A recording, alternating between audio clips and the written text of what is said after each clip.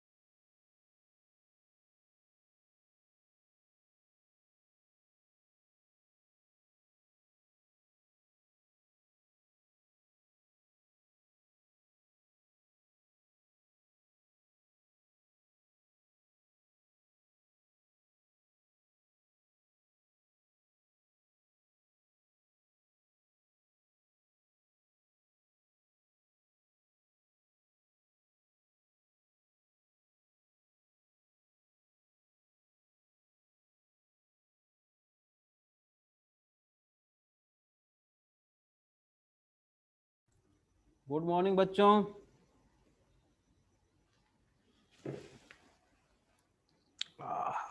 Good morning बेटा।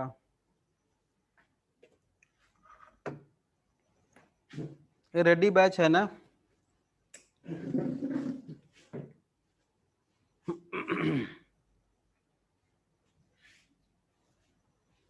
हाँ, तो कल हम लोगों ने कैरेक्टराइजेशन और आइडेंटिफिकेशन कर लिया था। आज स्टार्ट करना हमें from nomenclature.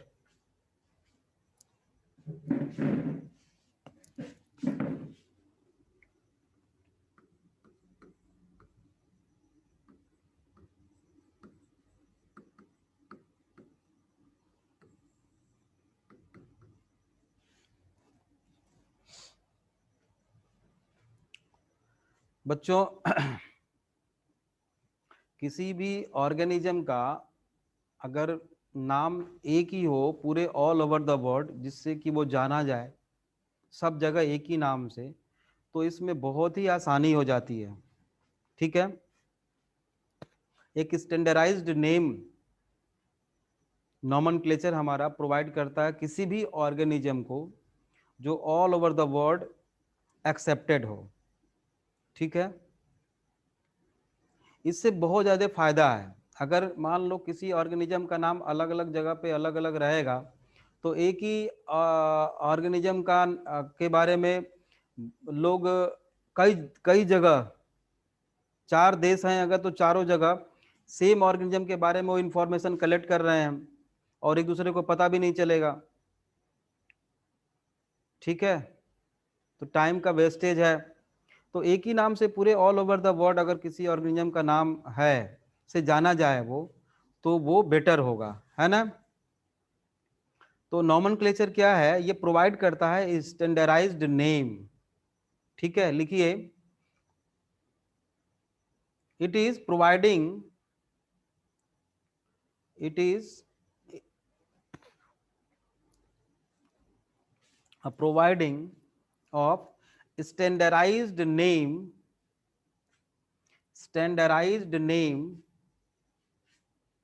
to the organism such that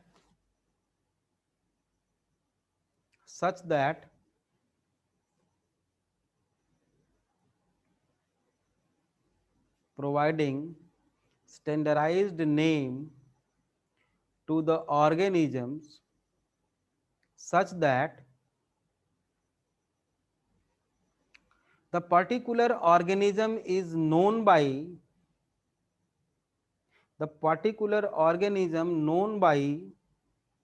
the same name, known by the same name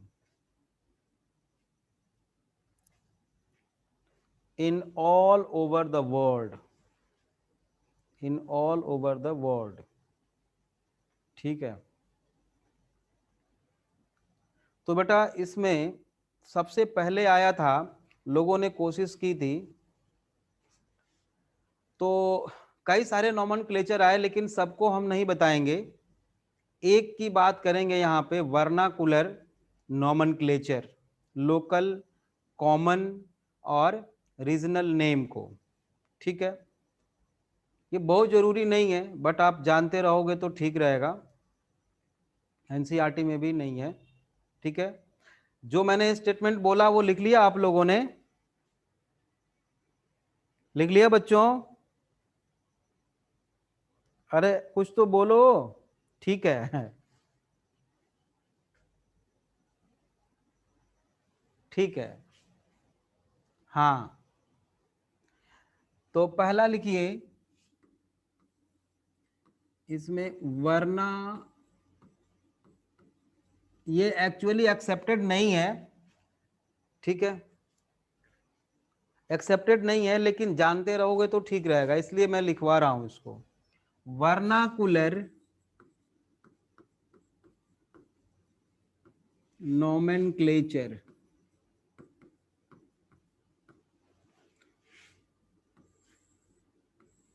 इसमें लिखिए लोकल और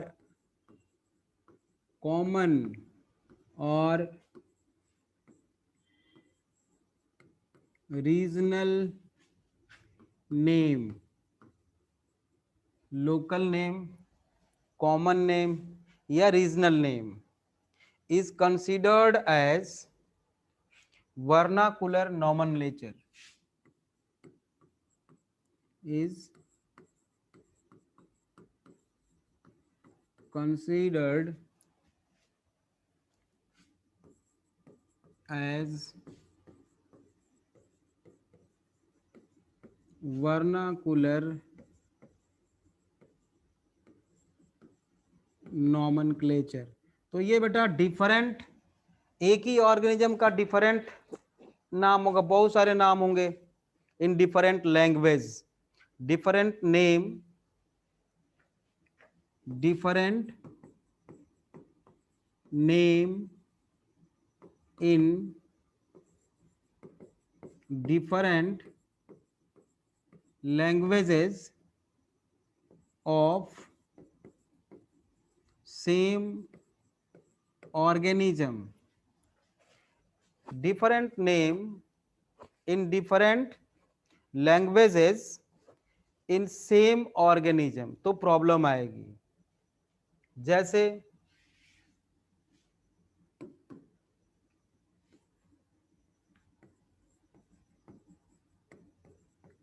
ऑर्गेनिज्म और यहां पे नेम,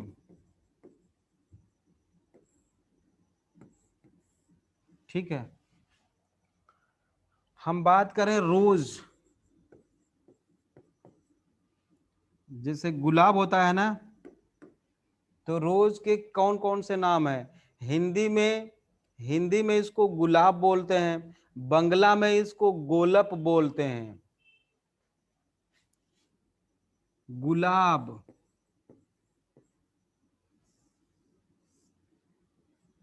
गुलाब इन हिंदी, गोलप इन बंगला,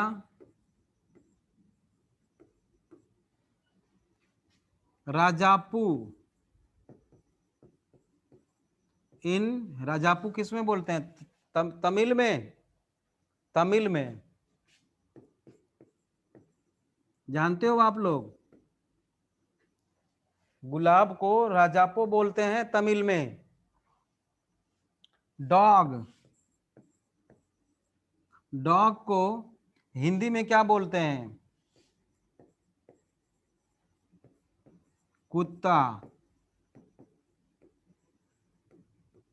हिंदी में कुत्ता बोलते हैं, बंगाली में कुकुर बोलते हैं, ठीक है, कुकुर।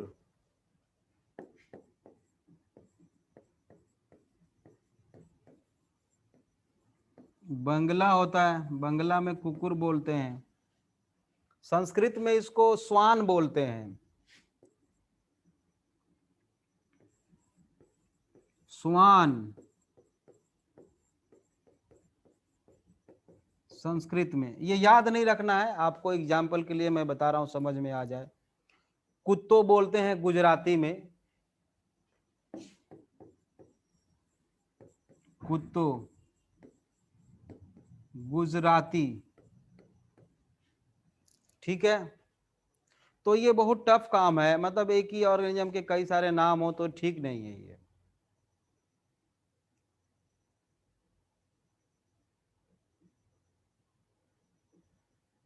लिख लिया, कॉपी कर लिए बच्चों? ठीक है, वेरी गुड। तो अब आया बेटा इसके बाद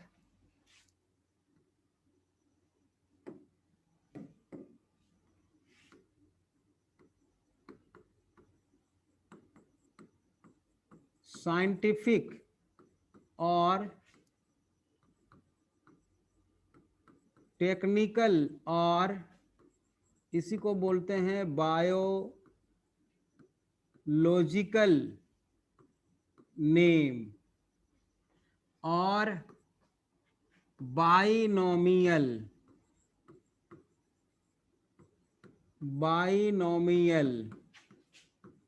नोमेनक्लेचर,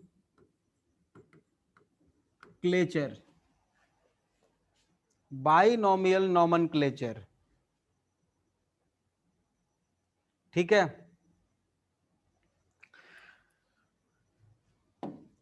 किसने बनाया था ये?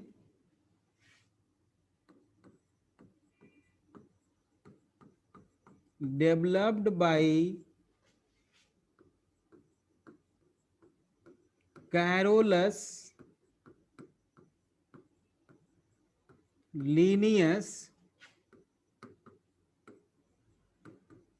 in his book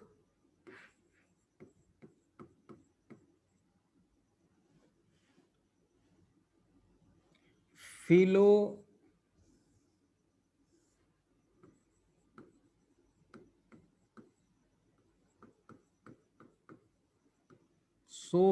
Botanica, Philosophia Botanica, इस नाम को आपको याद रखना है,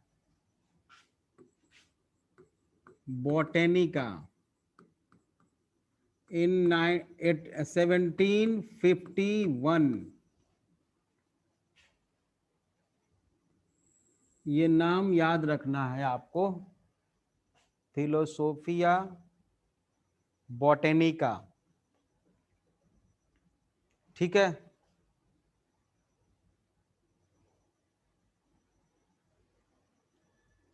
हाँ इसमें लिखा था इन्होंने, लेकिन इंटरनेशनली ये एक्सेप्ट हुआ बेटा। दो बुक में उन्होंने लिखा, जो एक तो लिखा 1753 में और एक लिखा था 1758 में। तो internationally technical name recognized internationally in his book Species Plantarum, जो 1753 में लिखी गई थी, और सिस्टेमा नेचर जो 1758 में लिखी गई थी, ठीक है।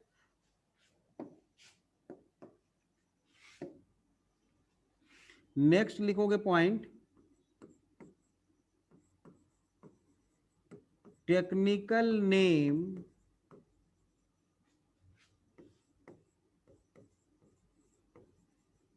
रिकॉग्नाइज्ड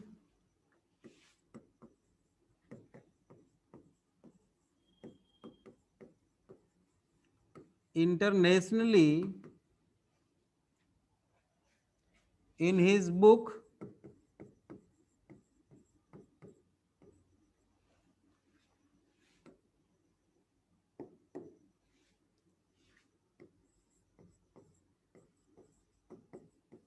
species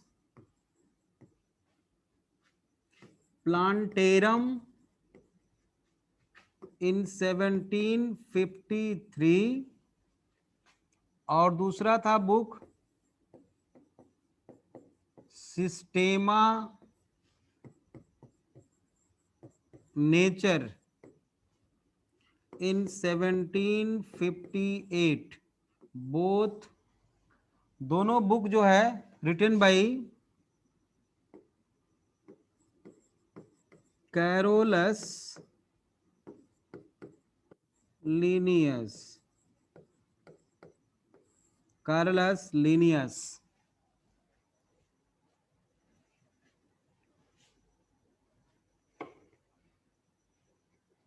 ठीक है ना।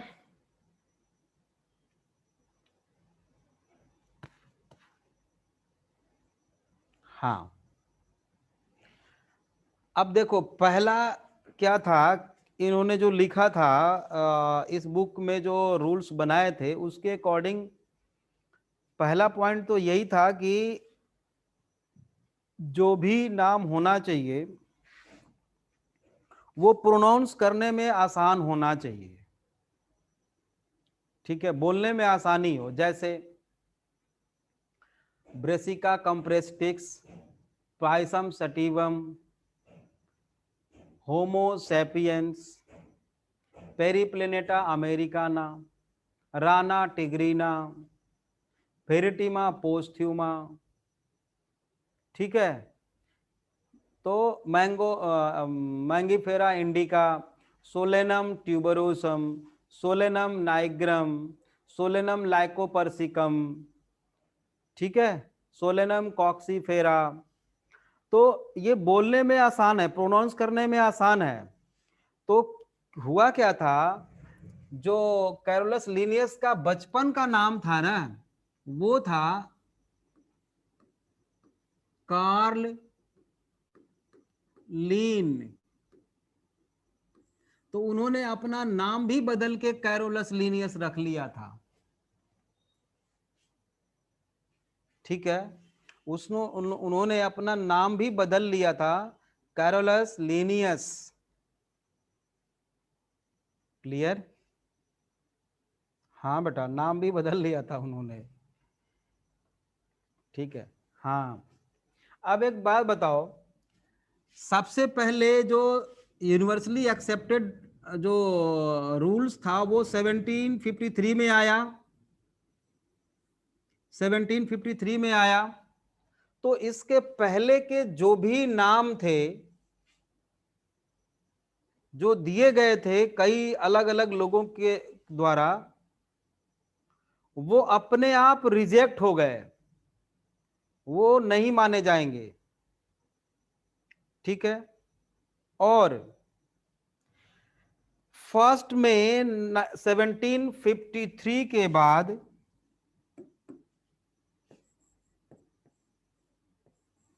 आफ्टर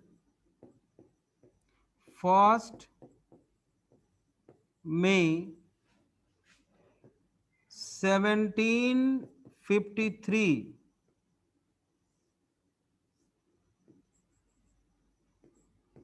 के बाद,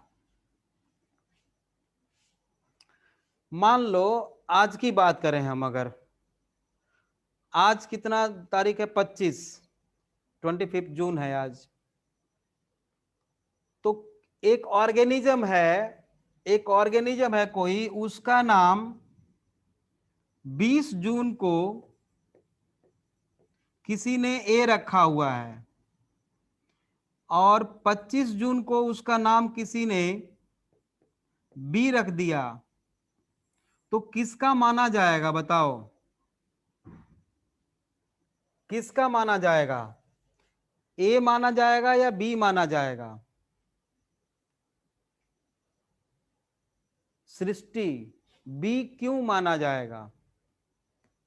ए माना जाएगा। पहले उसने रखा है, पहले उसने रखा है। इसको कहते हैं बेटा रूल ऑफ प्रियोरिटी। ठीक है ना, प्रायोरिटी हम उसी को दे रहे हैं जिसने पहले लिखा था। ठीक है, रूल ऑफ प्रायोरिटी इसको कहते हैं। मतलब इसको लिया जाएगा, इसी को बोलते हैं rule of priority,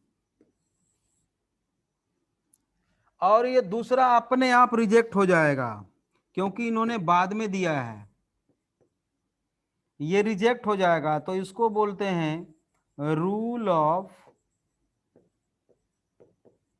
rejection, rule of rejection. Clear.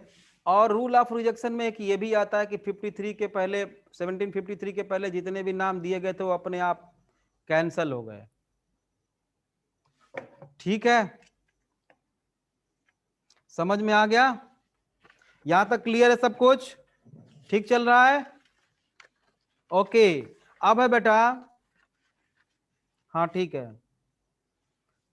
14 students हैं अभी, 13-14। आप लोगों का बैच छोटा है बेटा, थोड़ा 1 मिनट मैक्सिमम 1 मिनट वेट करोगे? हेलो,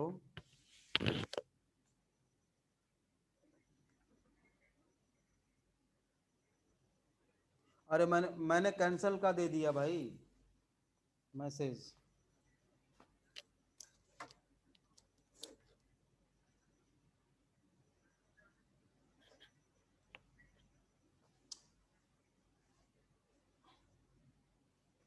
तो मैंने ना बच्चों को कैंसिल का मैसेज दे दिया है। अब क्या अब अभी मैं क्लास में भी अभी हूँ, क्लास चल रहा है, लगातार 4 क्लास है।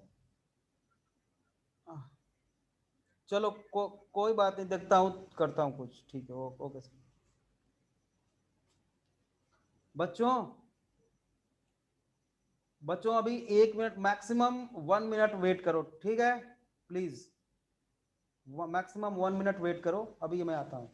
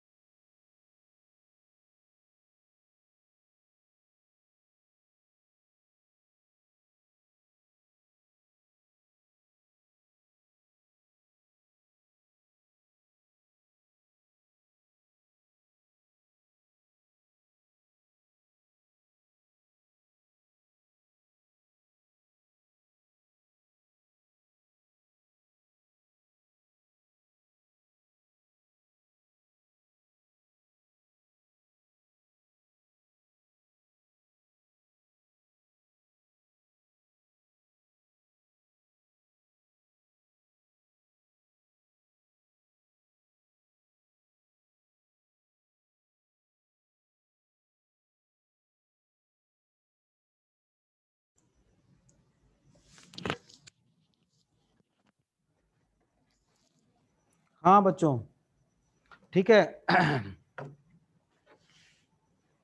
ठीक है, नेक्स्ट स्टेटमेंट लिखिए। Biological name provide, biological nomenclature provide organism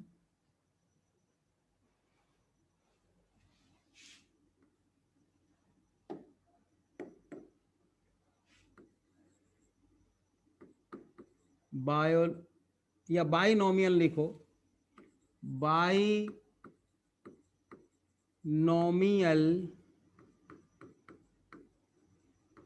nomenclature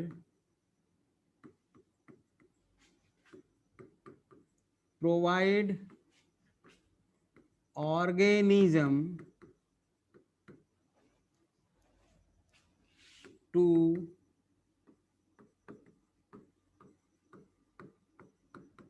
standardized name which consists of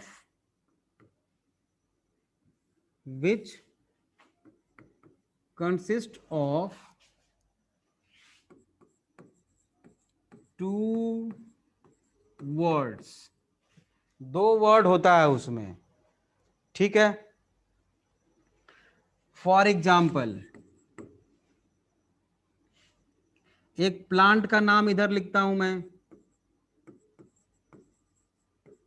एक प्लांट का नाम लिखता हूं मैंगी फेरा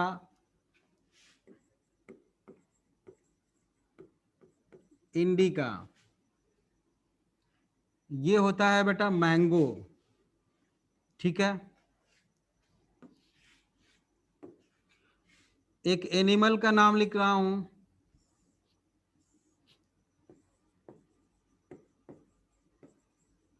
एनिमल का नाम जैसे होमो सैपियंस, ये ह्यूमन होता है। ये मैंगो होता है बेटा, ये मैंगो का नाम है, मैंगो, और ये ह्यूमन का नाम है, ये तो जानते हो आप।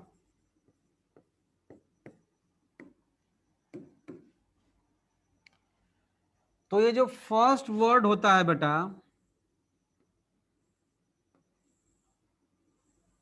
चाहे वो प्लांट हो चाहे वो एनिमल हो, फर्स्ट वर्ड को हम कहते हैं जेनेरिक नेम, या इसको कहते हैं हम genus. First name, first word को, फर्स्ट नेम नहीं, फर्स्ट वर्ड को हम जेनेरिक नेम बोलते हैं, चाहे कोई भी ऑर्गेनिज्म हो, ठीक है।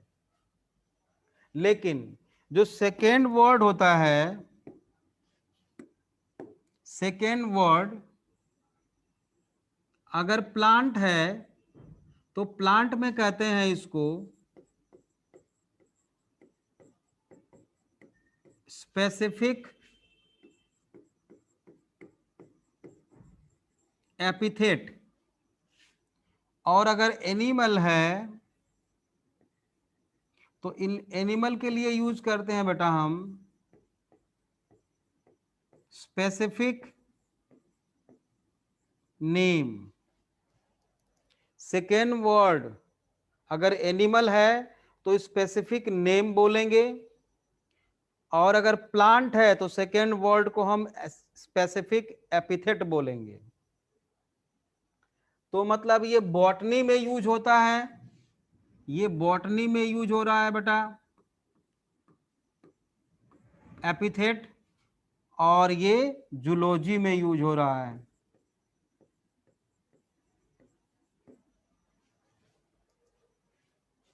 Clear?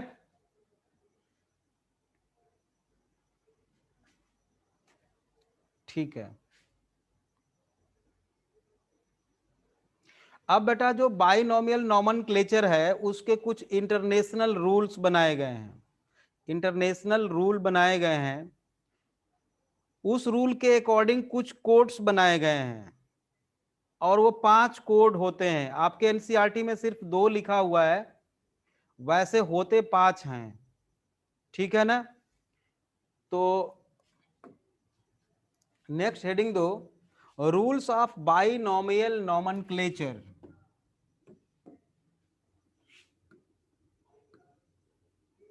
Rules of binomial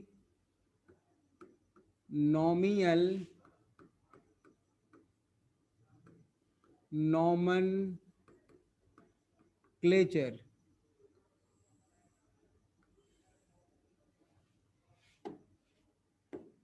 There are 5 codes, है ना, there are 5 codes,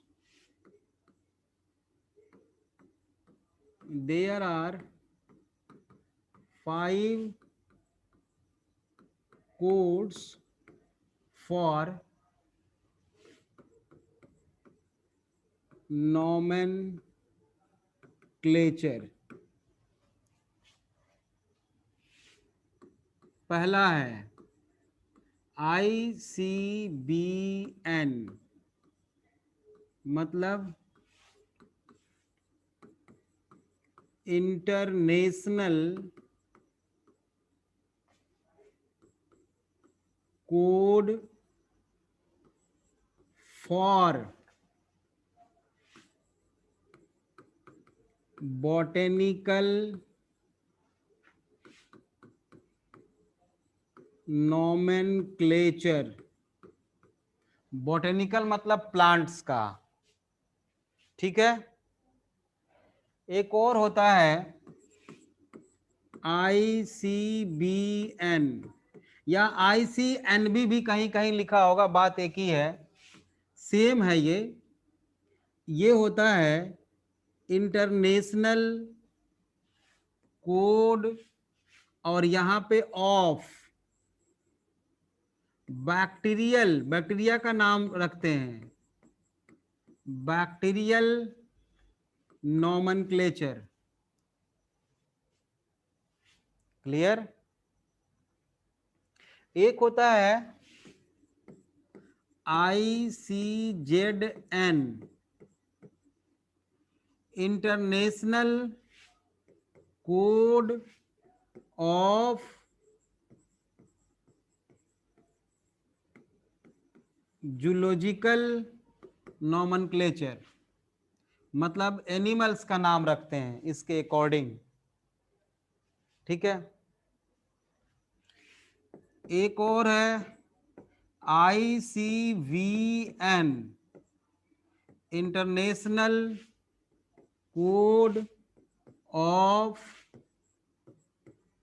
viral, virus का नाम रखते हैं, हालांकि ये लिविंग और नॉन लिविंग के बीच का कनेक्टिंग लिंक है, ठीक है।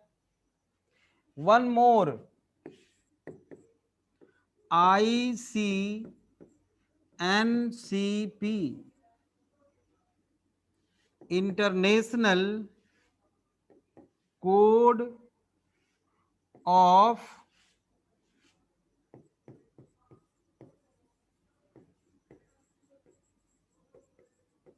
nomenclature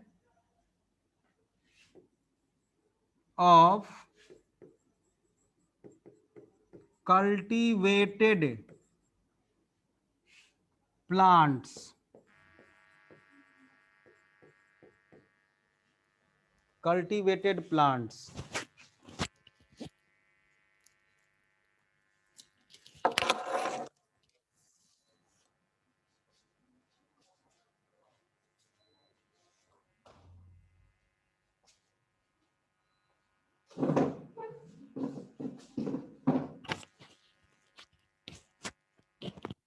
हो गया बच्चों यहां तक,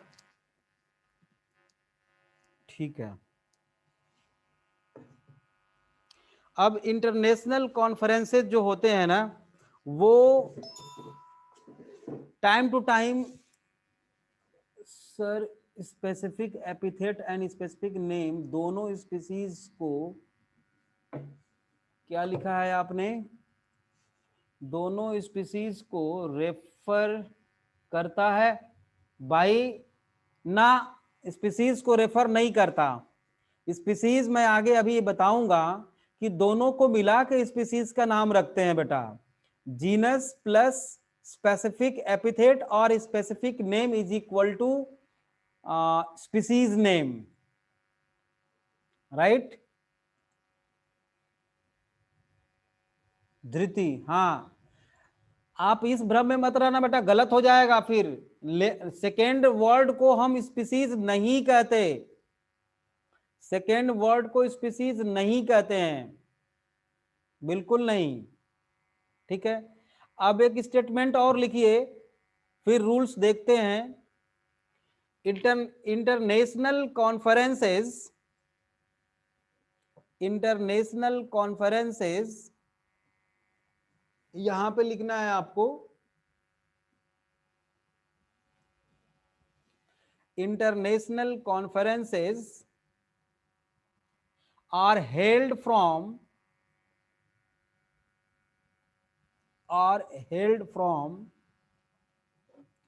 time to time.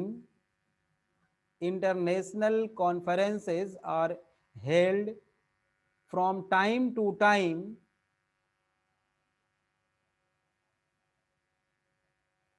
to update the codes. अगर कुछ चेंजेस है तो उसको लोग अपडेट करते रहते हैं। International conferences are held from time to time to update the codes.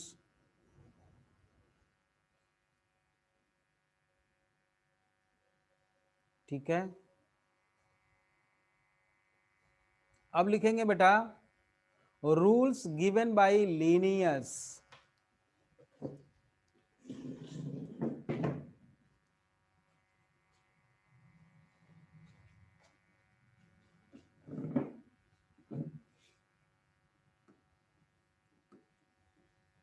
Rules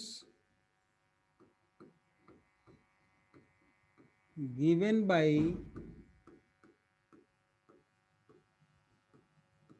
Linnaeus। पहला, it consists of 2 words, 2 word होना चाहिए, ठीक है। Next, the generic name must start with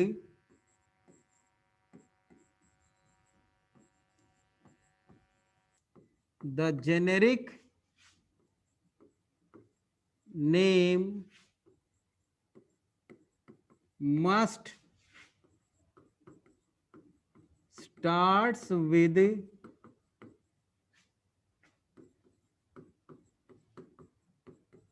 capital letter। ठीक है बेटा, हाँ, generic name must starts with capital letter and specific name must starts with small letter and specific name और epithet दोनों होते हैं ना, मस्ट स्टार्ट विद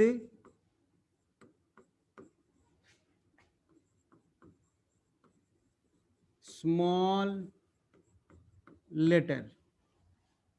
2 रूल हो गया।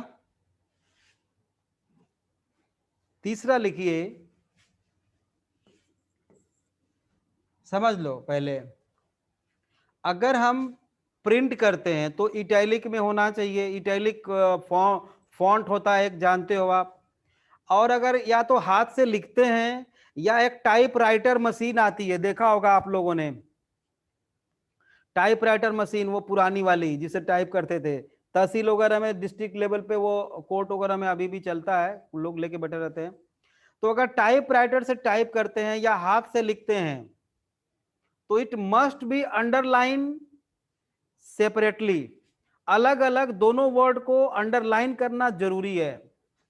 और अगर प्रिंटर से टाइप करते हैं, कंप्यूटर में कीबोर्ड से टाइप कर रहे हैं, तो इटैलिक फॉन्ट होना चाहिए, तिरछा, थोड़ा सा लिखा हुआ तिरछा, बुक में भी तिरछा लिखा हुआ पाएंगे आप, ठीक है। It should be underline separately अगर हैंड रिटन है तो। लिखिए, when it is hand written, लिख लो, मैं बोल रहा हूं, when it is hand written, when it is hand written or type with typewriter,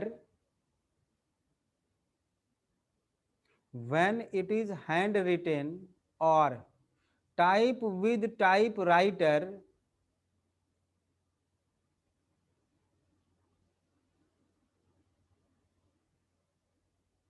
typewriter, it should be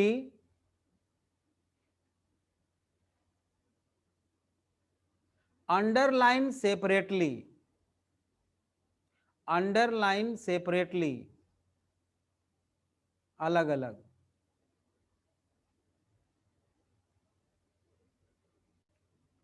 next point, when it is printed, fourth होगा, फोर्थ होगा, when it is printed,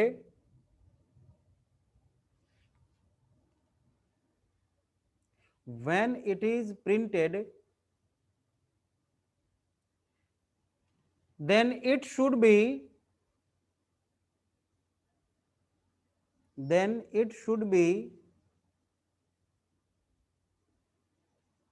italic, ITALIC,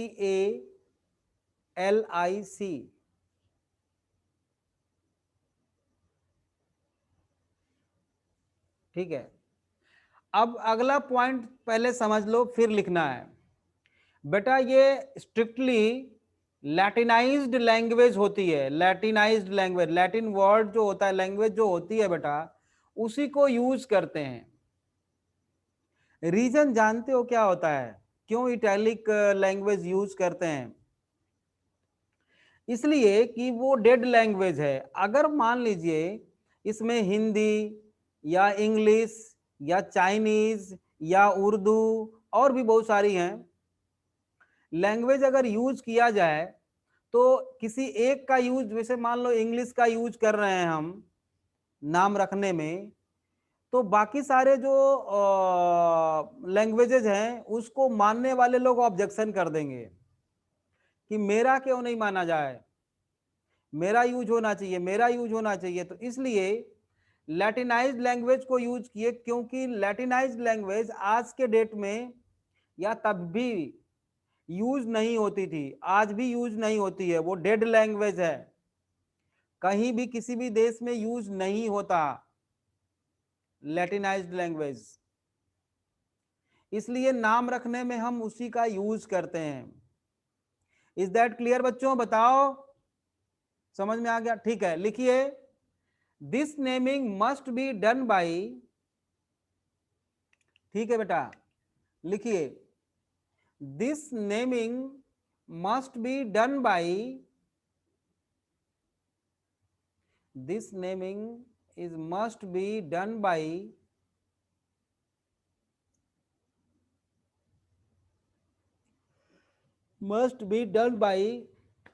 using the Latinized language, using the Latinized language, LATINISED, Latinized language, in bracket dead language,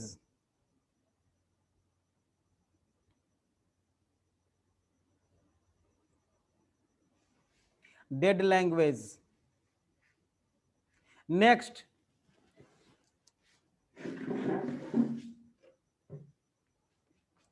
जो भी होगा 4 5 6 जो भी होगा। अगला है साइटेशन। क्या है? साइटेशन। नंबर अगला दे देना आप लोग। साइटेशन क्या है? ये केवल बॉटनी में यूज होता है। बॉटनी में का मतलब केवल प्लांट्स के लिए यूज होता है बेटा, ये किसी एनिमल के लिए नहीं यूज होता है। क्या चीज, कभी कभी क्या करते हैं कि सेकेंड वर्ड के लास्ट में स्पेसिफिक एपिथेट के बाद ऑथर का नाम लिख देते हैं। जिसने नाम दिया वो अपना नाम दे सकता है, समझ रहे हो? वो अपना नाम दे सकता है। जैसे फॉर एग्जाम्पल मैंगी फेरा इंडिका और लास्ट में लिख दिया लीन। तो हमने बताया आपको कि कैरोलस लीनियस का बचपन का नाम था कार्ल लीन, अगर याद होगा तो, अभी थोड़ी देर पहले बताया था। तो उसने अपना नाम लीन रख दिया, ऑथर नेम लिख दिया भाई। ठीक है, तो इसको जो लास्ट जो थर्ड, हाँ ठीक है, तो लिखिए साइटेशन। ये केवल बॉटनी के लिए यूज होता है, तो इसमें लिखो, साइटेशन में लिखो adding the name of author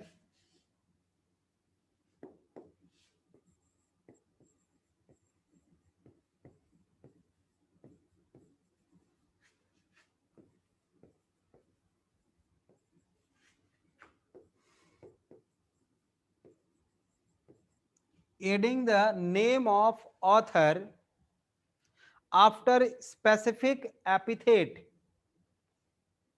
after specific epithet। मैंने इसको अंडरलाइन नहीं किया है, ये मेरी गलती है।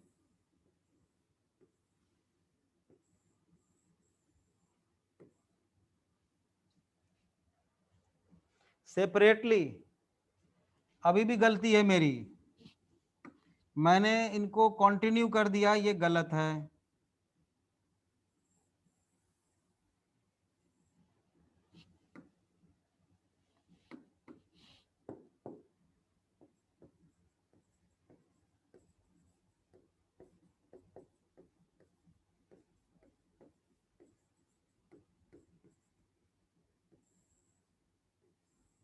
देख लो, अलग अलग मैंने अंडरलाइन किया हुआ है, ये सही है। ठीक है, ये ठीक है। एक और पॉइंट लिख लो, टोटोनीम। नेक्स्ट पॉइंट जो भी होगा लिख देना आप लोग, टोटोनीम। टोटोनीम केवल जूलॉजी के लिए होता है बेटा, ये केवल जूलॉजी के लिए होता है, मतलब एनिमल्स के लिए होता है ना। जैसे इसमें क्या होता है कि generic name and specific name written by same word, लिखो when generic name and specific name both are written by same word।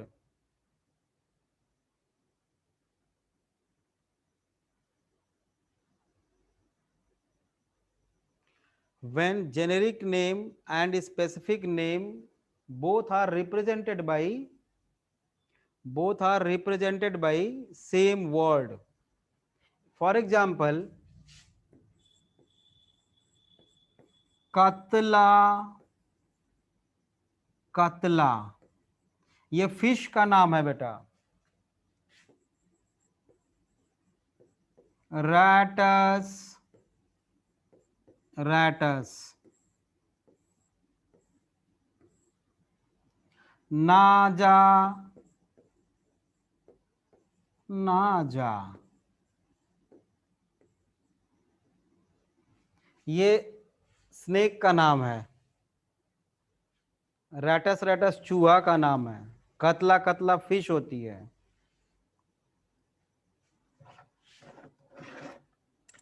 ठीक है,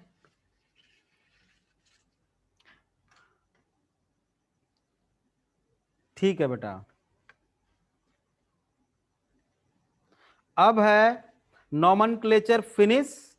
अब लास्ट वाला एक और टॉपिक है कैरेक्टराइजेशन। कैरेक्टराइजेशन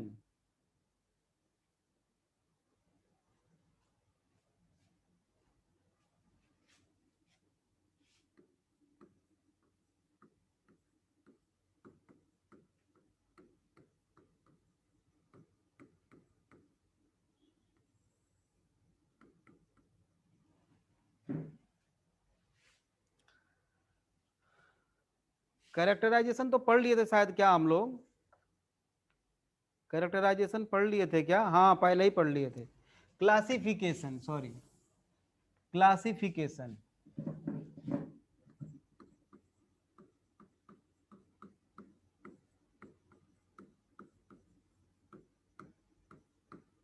नॉमेनक्लेचर फिनिश हो गया। क्लासिफिकेशन, तो मैंने बताया था आप लोगों को कि क्लासिफिकेशन एक्चुअली कैरेक्टर के बेसिस पे उसको ग्रुपिंग करना है।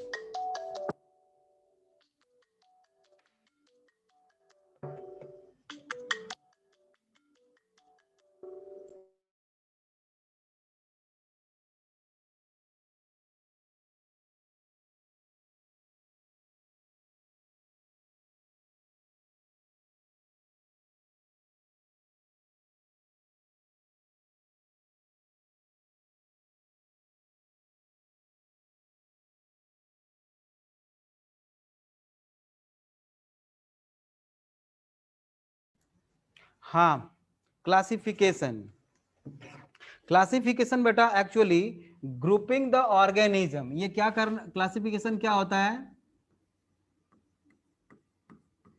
On the basis of characters, grouping the organisms. ठीक है, और एक कला भी है ये। It is not only a science but it is also art. It is not only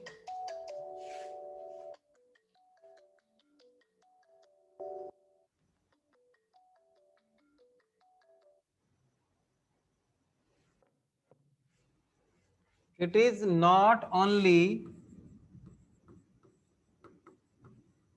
a science but it is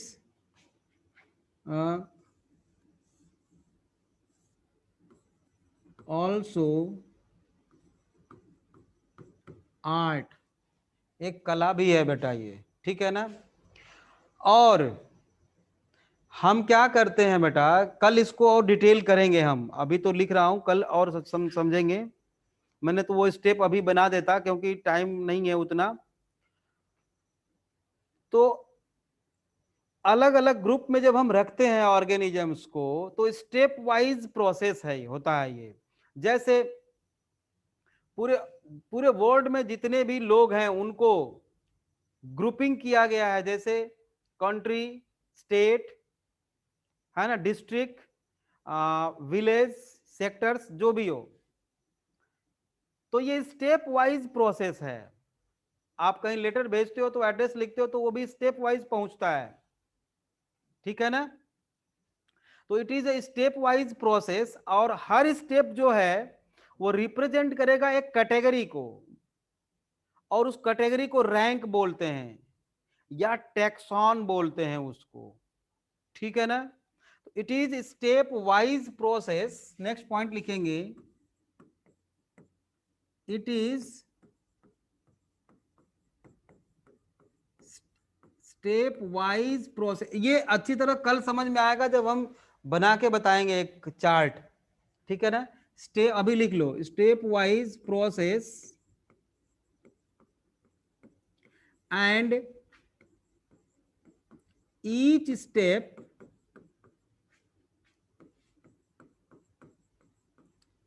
represent a rank.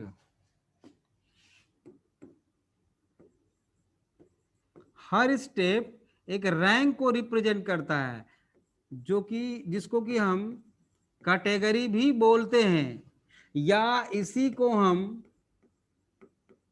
Taxon भी कहते हैं। ये सारी एक ही बात है, ठीक है। और क्लासिफिकेशन, हाँ, the type of classification will change when we change character.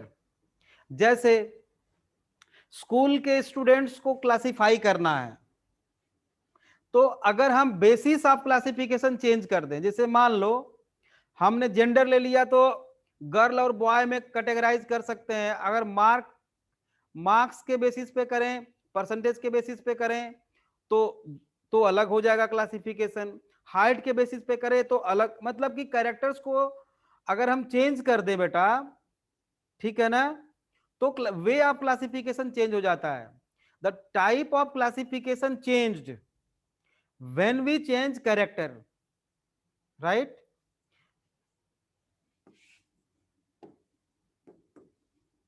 The type of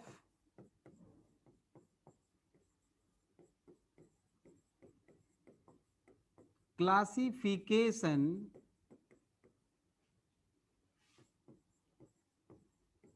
changed when we change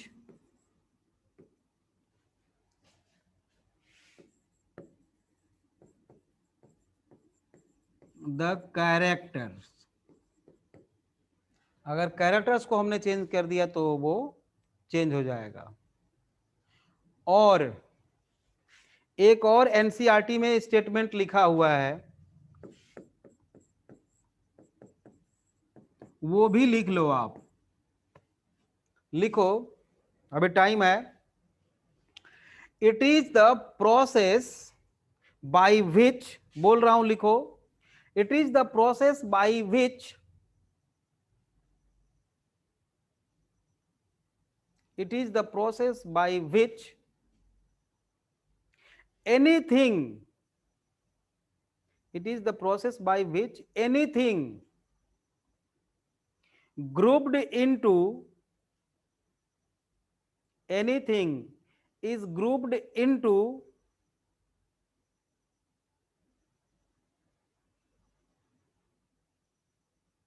convenient category, convenient category,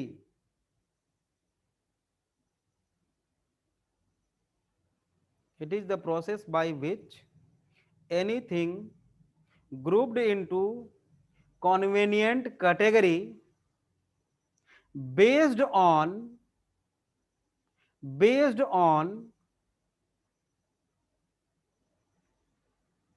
easily observable characters, easily observable characters,